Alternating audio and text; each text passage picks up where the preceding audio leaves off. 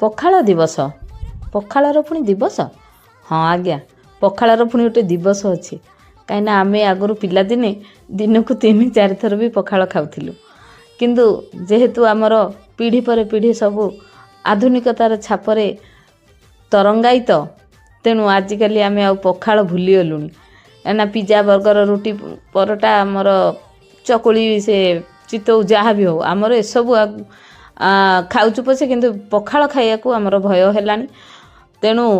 ବିଶ୍ୱ ପାଳନ କରୁଛି ଆଜି ପଖାଳ ଦିବସ ମୁଁ ବି ଆଜି ମାଟି ହାଣ୍ଡିର ପଖାଳ ମାଟିର କରେଇରେ ଭଜା ସବୁ କରିଛି କିନ୍ତୁ ସେ ପଖାଳର ଆକ୍ଚୁଆଲି ସେ ପଖାଳରେ ରହିଛି ବହୁତ ପ୍ରକାର ଭିଟାମିନ୍ସ ବର୍ତ୍ତମାନ ଡାକ୍ତରମାନେ ବି କହିଲେଣି ଯେ ପଖାଳ ଖାଆନ୍ତୁ ଆପଣମାନେ କେମିତି ପଖାଳ ଆଜି କରିଛନ୍ତି କେମିତି ସେଇଟାକୁ ସେଲିବ୍ରେଟ୍ କଲେ ମୋତେ ଜଣେଇବେ ପ୍ଲିଜ୍ ମୋ ସବସ୍କ୍ରାଇବ୍ କରିବେ।